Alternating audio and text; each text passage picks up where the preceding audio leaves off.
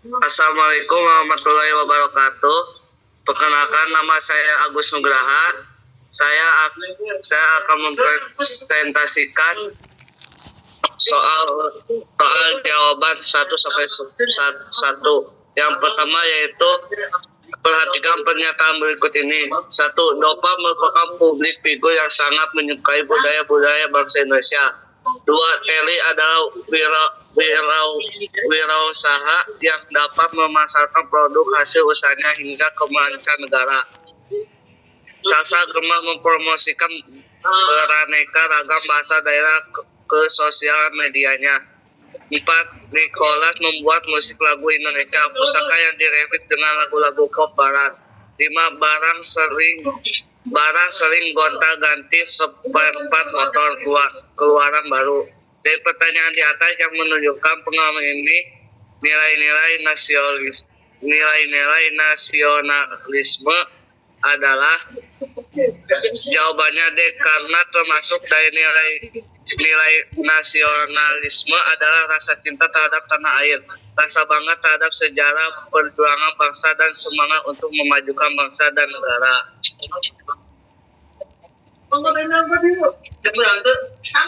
Yang ketiga yaitu sifat rasional dari nasionalisme adalah adanya sikap realitas dan keterbukaan. Hal ini berarti nasionalisme Indonesia harus A. bersikap apa adanya sesuai dengan kondisi nyata bangsa. B. memberi ruang bagi semua warga negara hingga melampaui batas. C. berani dan mau mengambil nilai-nilai yang positif dari luar untuk memperbaiki bangsa sendiri.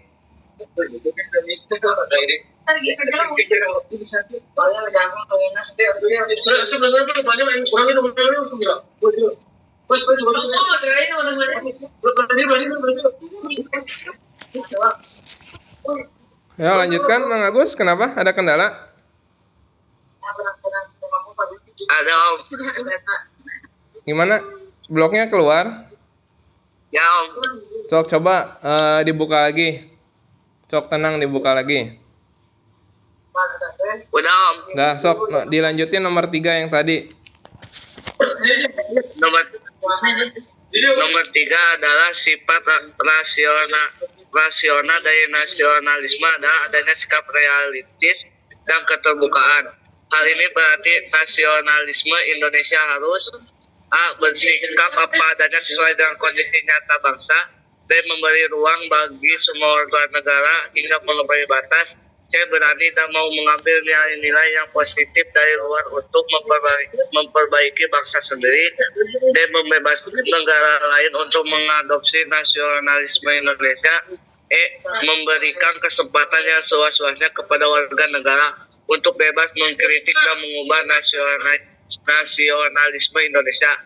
Jawabannya C, karena berani dan mengambil nilai-nilai yang positif dari luar untuk memperbaiki bangsa sendiri. Ada tindakan yang patut untuk dipuji karena hal tersebut bisa bermanfaat dalam bangsa dan negara. Nomor 5. Di balik keanekaragaman yang begitu luar biasa, Indonesia juga rawan terhadap konflik. Konflik itu sendiri adalah suatu yang muncul antara individu dengan kelompok dan kelompok akibat adanya kesalahpahaman dan berlangsung dalam suasana saling menantang dengan ancaman berikut strategi yang dapat dilakukan untuk menanggulangi konflik dan permasalahan antar suku, kecuali A. melakukan sosialisasi dan pemahaman mengenai pentingnya perdamaian dan kerugian dan adanya pertikaian. B. meningkatkan kerjasama dan gotong royong antara kelompok masyarakat dan suku untuk memperkuat tali persaudaraan. C. menumbuhkan sikap simpati dan empati. D. menghadapi masalah secara tenang. E. melakukan pemerataan pembangunan gedung bertingkat dan fasilitas khusus di setiap daerah. Jawabannya E, karena jawaban tersebut tidak ada hubungan yang sama sekali dengan strategi yang dapat dilakukan untuk konflik dan masalah antar suku. Nomor 7, saat ini kita telah hidup dalam sebuah negara yang merdeka. Pastinya kemerdekaan itu dapat diraih melalui perjalanan yang panjang dan sejarah yang diperjuangkan oleh tokoh-tokoh perjuangan bangsa terdahulu. Oleh karena itu, tugas kita sekarang adalah mempertahankan kemerdekaan kemerdekaan tersebut serta kemajuan bangsa Indonesia ke arah yang lebih baik. Sebagai warga negara yang merupakan penerus eksistensi bangsa, diperlukan masyarakat yang berintegritas. Berikut ini yang merupakan upaya pembentukan masyarakat berintegritas adalah: A. Melakukan investasi perekonomian yang besar untuk negara. B. Belajar terus-menerus. C. Mematuhi serta mengimplementasikan dengan sebaik mungkin segala aturan dan kebijakan negara secara proporsional dalam mencapai tujuan nasional. D. Mengetahui sikap integritas dalam mencapai tujuan nasional. E. Bekerja sama dengan negara lain untuk bilateral maupun multilateral. Jawabannya C. Karena jawaban tersebut mematuhi dengan sebaik mungkin segala sesuatu dengan profesional. Nomor 9. Seorang guru SMP di salah satu wilayah di Jawa Tengah menerima pemberian dari salah satu wali murid sebagai bentuk tanda terima kasih atas metode mengajarkan yang kreatif dan dapat dipahami. Bentuk tanda terima kasih dari wali murid tersebut berupa uang sukarela. Hal ini termasuk ke dalam gratifikasi yang merupakan perbuatan yang dilarang karena: A. Dalam pemberian ini ada maksud terselubung dari pihak pemberi. B. Merupakan pemberian yang ada hubungan dengan jabatan. C. Upaya untuk menambah gap antar wali murid. D. Menyangkut kepentingan guru maupun wali murid. E. Menimbulkan kesenjangan antar guru di sekolah. Jawabannya B. Karena gratifikasi dianggap sepadan menjadi suatu yang terlarang apabila pihak penerimanya adalah pegawai negeri atau penyelenggara negara. Oke, terima kasih Mang Agus sudah menjelaskan tadi poin yang ganjil ya, 1, 3, 5, 7, 9. Oke Mang Agus, Om Bom mau bertanya nih, balik lagi ke nomor 1 yang sederhana ya. Nah nomor 1, sebenarnya arti dari nasionalisme itu artinya apa Mang Agus?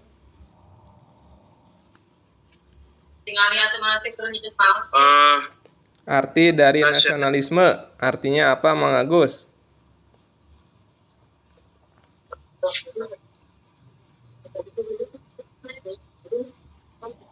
Budaya.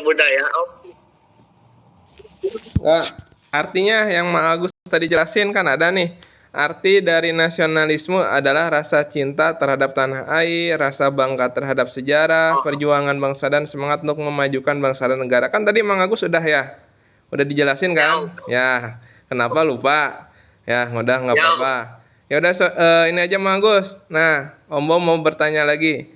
Kira-kira sikap nasionalisme untuk kalangan siswa-siswi pesantren itu seperti apa Mang Agus? Bisa dijelaskan? Contohnya seperti apa?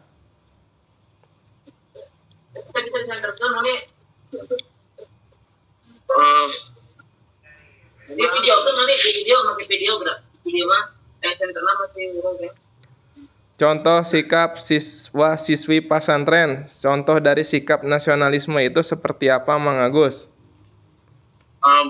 Belajar dengan bersungguh-sungguh Om. Ya, misalkan belajar dengan sungguh-sungguh. Terus apa lagi? Terus saling mencintai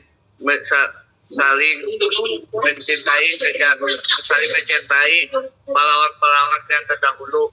Ya, saling mencintai, menghargai jasa para pahlawan ya, para pahlawan yang dahulu. Oke, Mang Agus. Oke, cukup ya. Nah, lalu Om Bom juga ingin bertanya nih. Kira-kira konflik di Indonesia, konflik budaya di Indonesia yang Mang Agus ketahui konfliknya tentang apa? Atau pernah dengar nggak di berita ada konflik apa aja yang sedang ramai saat ini? Kira-kira Mang Agus bisa jelaskan? Konflik dalam pemberitaan sejarah yang tidak sesuai. Nah, pemberitaan sejarah apa Mang Agus? Bisa jadi dijelaskan? Pemberitaan sejarah Indonesia. Ya, yang mana itu yang menimbulkan konflik itu yang mana? Yang dalam kemerdekaannya. Ya, dalam kemerdekaannya. Ya, Ya, misalkan contohnya ya, peristiwa G30S kan. Apakah itu gerakan PKI ataukah bukan gitu kan. Nanti bisa ditelaah lagi ya. Itu contoh kasus sejarah yang ibaratnya itu menimbulkan simpang siur ya hingga saat ini. Oke, Mang Agus, coba satu lagi Mang Agus. Di sini ada di blognya tentang ini ya, Pilkada Provinsi Bali ya. Mang Agus bisa jelaskan ya, bisa dibacakan aja ya. Ininya kata-kata kunci yang pentingnya aja ya. Oke, silakan Agus, bisa dibuka dulu blognya yang mengenai pilkada ya.